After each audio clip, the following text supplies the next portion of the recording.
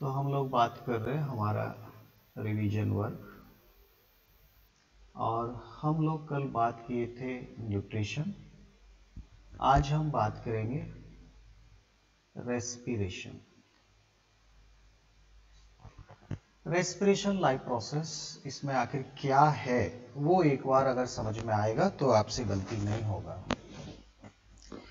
देखिए, जो भी लिविंग्स है उसकी में जो बॉडी है उसमें बहुत सारी सेल्स मौजूद हैं और हर सेल को अपना वर्क करना होता है। और वर्क करने के लिए क्या चाहिए? एनर्जी चाहिए। अगर वर्क करना है तो एनर्जी चाहिए। एनर्जी कहां से आएगी? जो फूड उसने खाया उससे उसको एनर्जी आएगा। एनर्जी आएगा तो सेल काम करेगी, सेल काम करेगी तो सेल लिविंग रहेगी। तो each and every living cell of our body need food.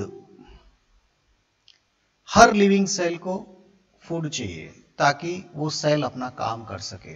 अगर सेल काम करती रहेगी तो हमारी लाइफ बनी रहेगी। चाहे प्लांट हो, चाहे एनिमल हो, चाहे आपके माइक्रो ऑर्गेनिज्म हो, कोई भी हो, हर एक लिविंग सेल को फूड की आवश्यकता है। हमने देखा न्यूट्रिशन में कि एक लिविंग अपना फूड कैसे लेता है। क्या वो ऑर्गेनिक फूड लेता है या वो इनऑर्गेनिक से खुद अपना फूड बनाता है? इनऑर्गेनिक में क्या होता है? कार्बन डाइऑक्साइड और वाटर। कुछ इसको यूज करके अपना खाना खुद बनाते हैं और कुछ ऑलरेडी बने बनाए खाने को इस्तेमाल कर लेते हैं और फूड मिलता है। फूड तो हमेशा ऑर्गेनिक ही होता है और फूड में हमारे होते हैं कार्बोहाइड्रेट, प्रोटीन और फैट। यही प्लांट को चाहिए, यही एनिमल को चाहिए, यही माइक्रो ऑर्गेनिज्म को चाहिए। सबको फूड ऑर्गेनिक ही चाहिए।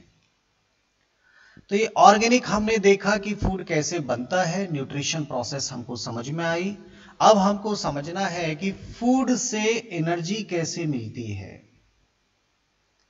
फूड से एनर्जी कैसे मिलती है, ये जो प्रोसेस है, फूड से एनर्जी रिलीज करने की जो प्रोसेस है, इसी को हम बोलते हैं respiration.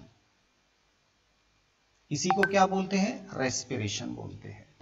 So respiration is a process by which a living cell get energy by breakdown of food. Food को तोड़कर एनर्जी निकालना, यह कहलाता है रेस्पिरेशन। और रेस्पिरेशन होता है सेल के अंदर। रेस्पिरेशन की लोकेशन क्या है? Each and every living cell will respire. उस सेल के पास जो फूड पहुंचा उस फूड को वो तोड़ेगी, तोड़ने के बाद एनर्जी निकालेगी और एनर्जी को वो एटीपी के रूप में स्टोर करता है। कोई भी सेल एटीपी के रूप में एनर्जी स्टोर करती है। तो कैसे फूड टूटता है ये हमने को देखना होगा। हम बात करेंगे कि मान लीजिए ये एक लिविंग सेल है, ये एक सेल है, यहां ब्लड सर्कुलेशन था। अगर एनिमल है तो इसके अंदर ग्लूकोज मौजूद है। ये क्या है? ग्लूकोज। ये फ्लो कर रहा है ब्लड के अंदर। ग्लूकोज हाई कंसंट्रेशन में है, बहुत सारा ग्लूकोज फ्लो कर रहा है। इस सेल को फूड चाहिए। इसको क्या चाहिए? फूड चाहिए। तो ये डिफ्यूजन होगा high concentration to low concentration और सेल के पास आ जाएगा खुद का ग्लूकोज। सेल के पास क्या आ गया?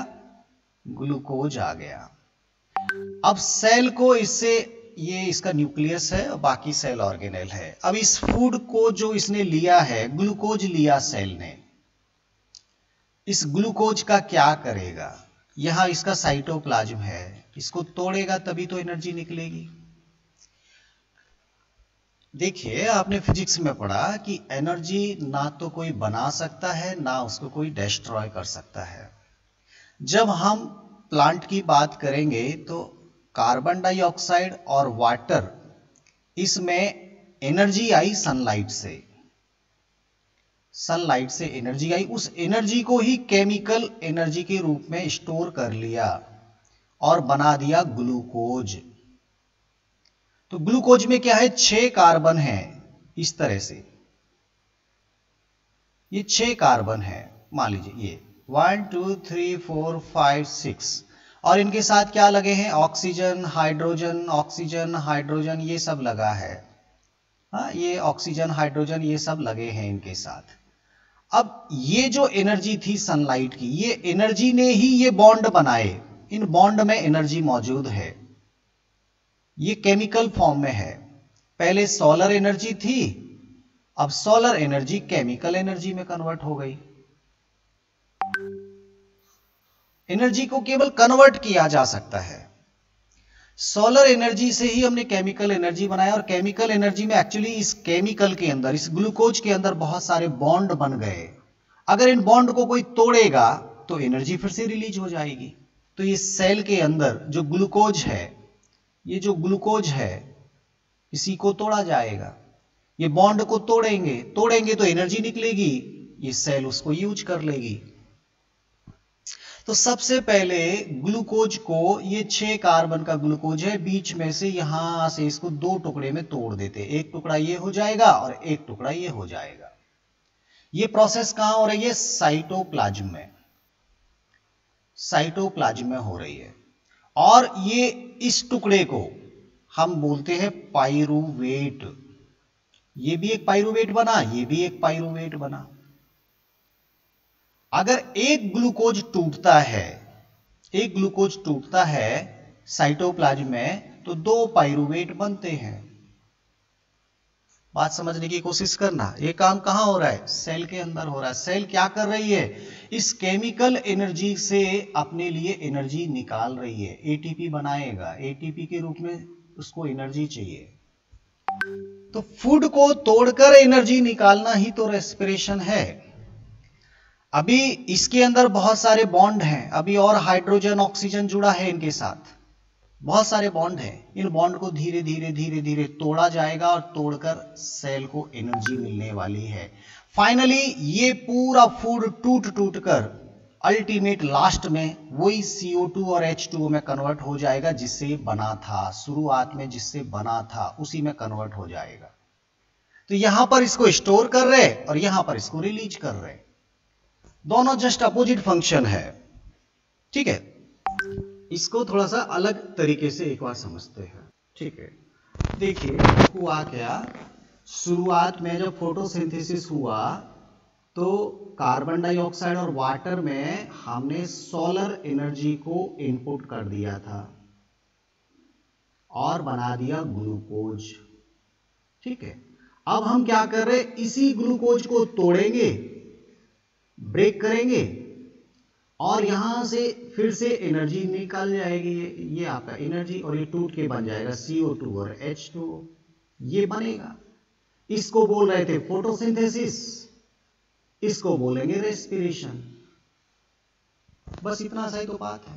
ये एनर्जी जो यहां रिलीज होगी फूड के टूटने से, इसको ATP के रूप में इकट्ठा किया जाएगा सेल में। तो ग्लूकोज टूट रहा है और ग्लूकोज टूट के क्या बनता है, पाइरूवेट बनता है।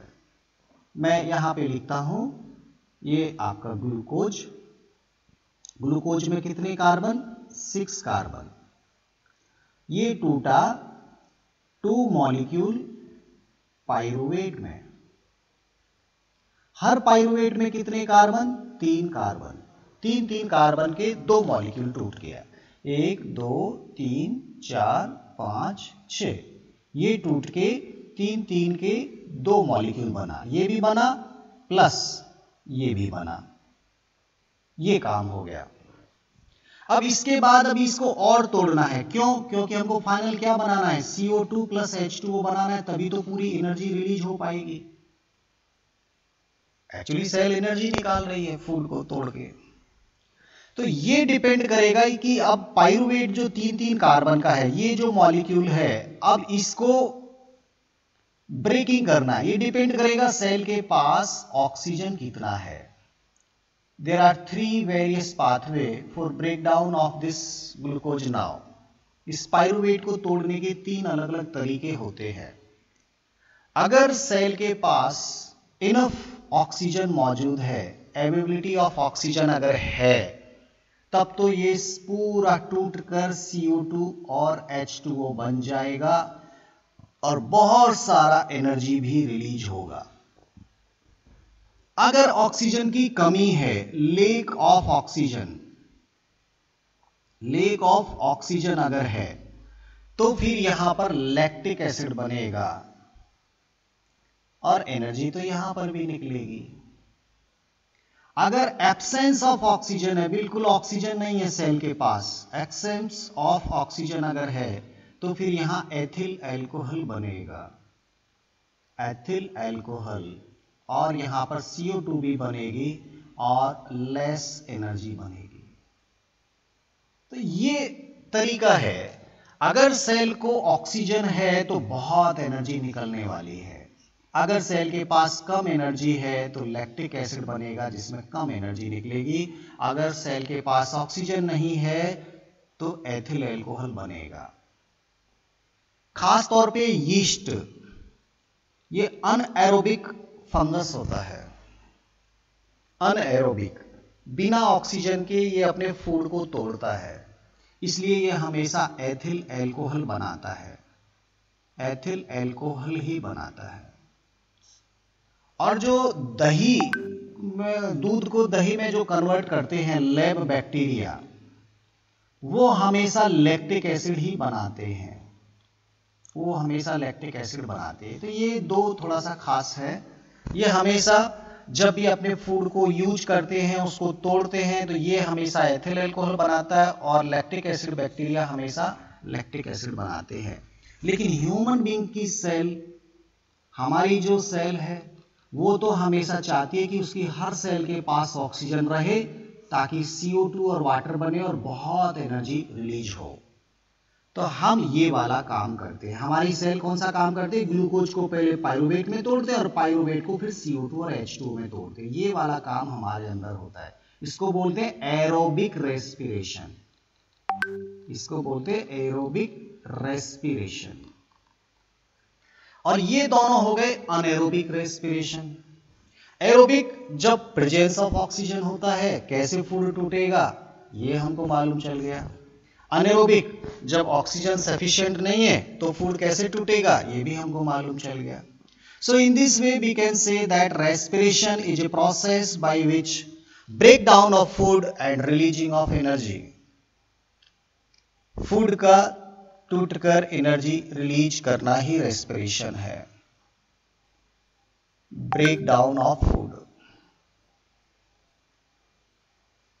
ठीक है, ये ही क्या निकलेगा? एनर्जी निकलेगा। ये प्रोसेस क्या कहलाएगी?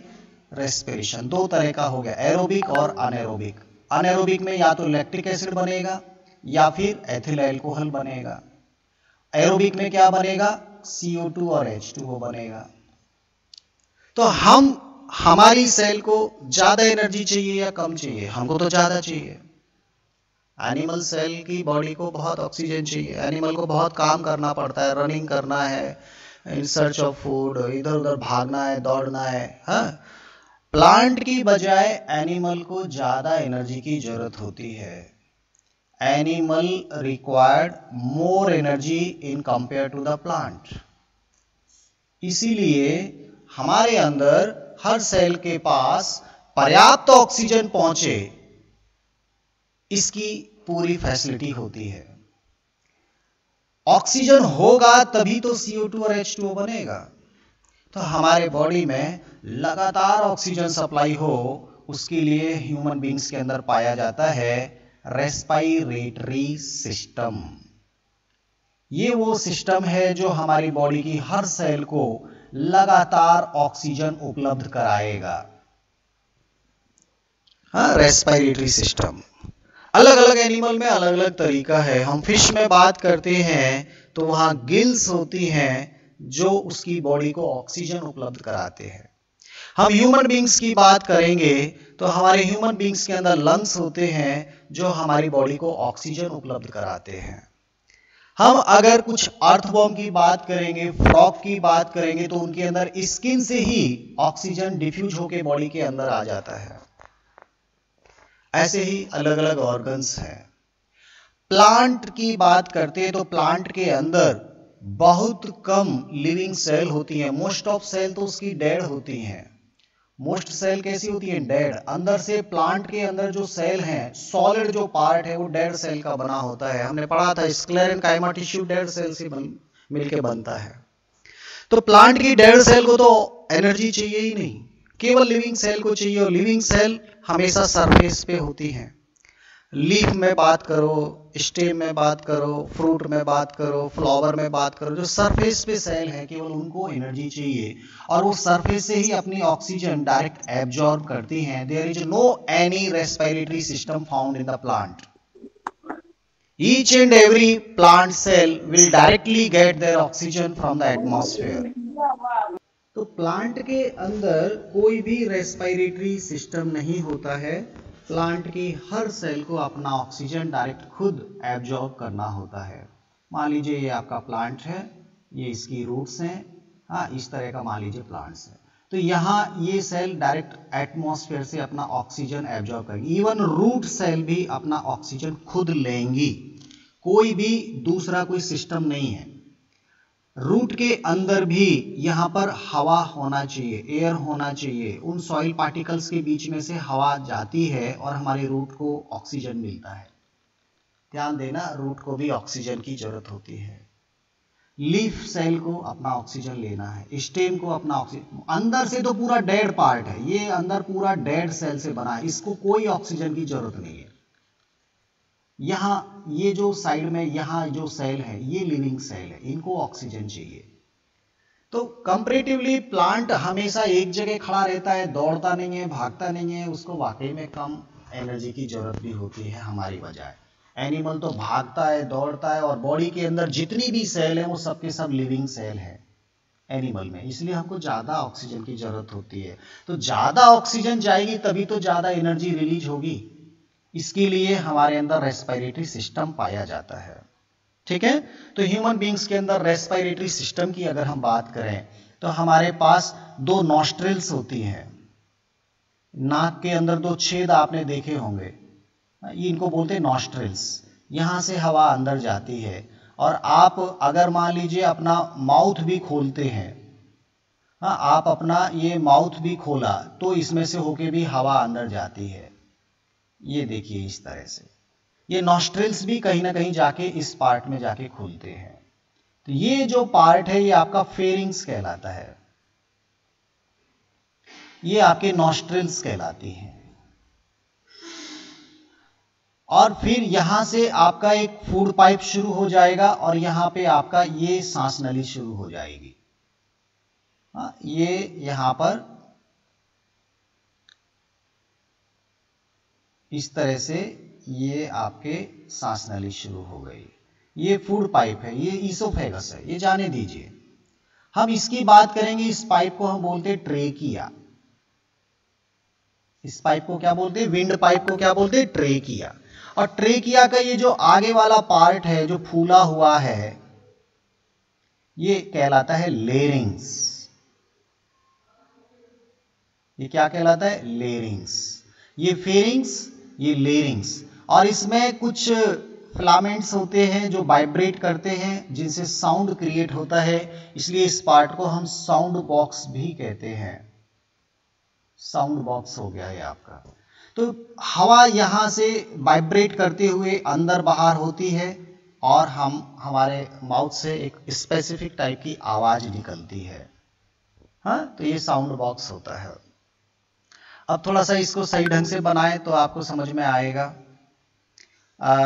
ये मान लीजिए आपका इस तरह से ये मैंने साउंड बॉक्स बनाया, ये और ये आपका गया। अब देखिए जो आप खाना खाते हैं वो इसमें जा सकता है, तो खाना इसके अंदर जाएगा तो सांस नली बंद हो जाएगी। तो सांस नली बंद ना हो इसके लिए क्या होता है, यहाँ पर एक फ्लैप होता है, एक ढक्कन होता है जो सांस नली के अंदर फूड को जाने से रोकता है। वो ढक्कन कहाँ होता है, वो यहाँ पे होता है। ये इस तरह का एक फ्लैप होता है, केवल हवा अंदर जाती है और जब फूड यहां से जाता है तो ये बंद हो जाता है, ढक्कन बंद हो जाता है ताकि इसके अंदर फूड ना जाए। ये आपका साउंड बॉक्स हो गया। ये पाइप आपका ट्रेकिया हो गया, ट्रेकिया। ट्रेकिया आगे जाने के बाद दो ब्रांच में बढ़ता है, लेफ्ट और राइट में, इस तरह से, ये लेफ्ट और राइट में, ठीक है। इसको हम बोलते हैं ब्रोंकाई, इनको क्या बोलते हैं, ब्रोंकाई। अब ब्रोंकाई आगे जाके इस तरह से बहुत सारी अलग अलग ब्रांच में बढ़ जाता है, जिन्हें हम बोलते हैं ब्रोंकियोल्स। इनको क्या बोलते हैं, ब्रोंकियोल्स। बस आपको नाम याद रखना है। यहां आपका फेरिंग्स था, ये आपका लेरिंग्स हो गया, इसी को आप साउंड बॉक्स भी कहते हैं। ये ट्रेकिया हो गया, ये ब्रोंकाई हो गया, और ये ब्रोंकियोल्स हो गए। तो इधर भी ब्रोंकियोल्स बन जाएंगे।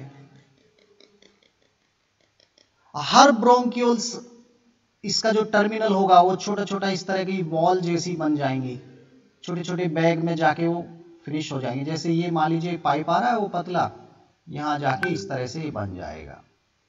तो इसमें एयर आती है बाहर से और यहां पर एयर भरी रहती है। इस बैग लाइक स्ट्रक्चर को बोलते हैं एल्वियोलाई। तो यहां पर बहुत सारे क्या होते हैं, एल्वियोलाई होते हैं, और इनके चारों तरफ मेम्ब्रेन होती हैं। डबल मेम्ब्रेन वाला ये पार्ट बन जाता है, और ये पूरा पार्ट आपका लंग्स कहलाता है। ये पूरा पार्ट क्या कहलाता है, लंग्स कहलाता है। दो मेम्ब्रेन यहां पे है। तो पूरा अगर हम बात करते हैं तो नॉस्ट्रिल सबसे पहले आएंगी। नॉस्ट्रिल से आपका फेरिंग्स आएगा, फेरिंग्स से फिर लेरिंग्स, लेरिंग्स के बाद ट्रेकिया, ट्रेकिया के बाद ब्रोंकाई, ब्रोंकाई के बाद ब्रोंकियोल्स, और फाइनल कहां पहुंचेगा, एल्वियोलाई में पहुंचेगा। ठीक है। अब ये विंड पाइप पिचक ना जाए इसके लिए यहां सी शेप के कार्टिलेज के रिंग होती हैं जो इसको पिचकने से बचाती हैं। ये किससे बनी है, कार्टिलेज के रिंग, कार्टिलेज रिंग होती हैं जो विंड पाइप को पिचकने से बचाती हैं। ये सभी के पास इस तरह के यहां रिंग रिंग होते हैं जो यहां इनको पिचकने से बचाते हैं। अब एयर एटमॉस्फेयर की यहां पे आएगी और फाइनली पहुंचती है एल्वियोलाई के पास। एल्वियोलाई के पास जो ब्लड सर्कुलेशन होता है, इस ब्लड में ये ऑक्सीजन डिफ्यूज करेगी और यहाँ की कार्बन डाइऑक्साइड यहाँ पे आ जाएगी, और जो वापस ऐसे जाकर एटमॉस्फेयर में चली जाती है। तो लगातार ताजा हवा लंग्स में आती है जिससे ऑक्सीजन मिलता है हमारे ब्लड को, और ब्लड का कार्बन डाइऑक्साइड वापस लंग्स से होता हुआ एटमॉस्फेयर को चला जाता है। यहाँ इंस्पिरेशन होता है, जब हवा अंदर आती है उसे इंस्पिरेशन बोलते हैं, और हवा जब बाहर जाती है उसको हम एक्सपिरेशन बोलते हैं। सो इंस्पिरेशन एंड एक्सपिरेशन दोनों को मिलाकर हम ब्रीदिंग बोलते हैं, ब्रीदिंग।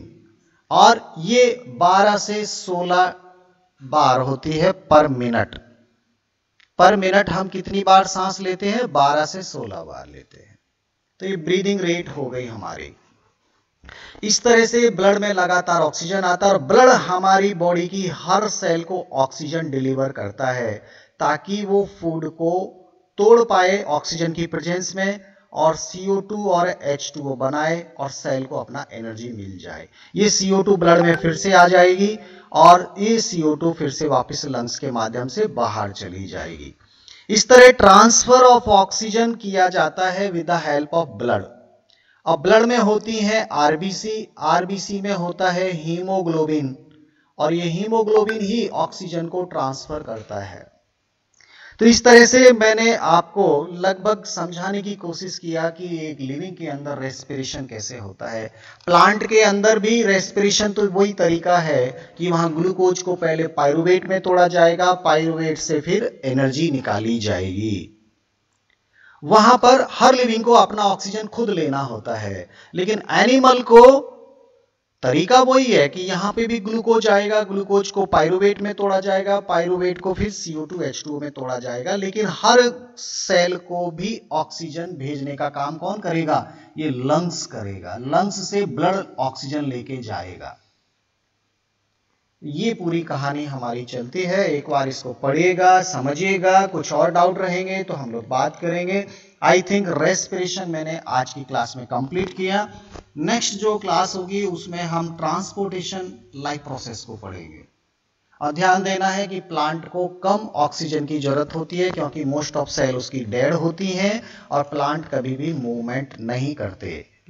मूवमेंट तो होता है, पत्तियां हिलती हैं, ये सब होता है, लेकिन वहां ट्रांसलोकेशन नहीं होता। वो कभी भी प्लांट एक जगह से दूसरी जगह भागता नहीं है, इसलिए प्लांट को कंपैरेटिवली कम ऑक्सीजन की जरूरत होती है। वो तो प्लांट खुद बनाता भी है ऑक्सीजन जब फोटोसिंथेसिस करता है, इसलिए उसको ज्यादा प्रॉब्लम नहीं आती है। तो आई थिंक आज का क्लास थोड़ा हम रोकेंगे।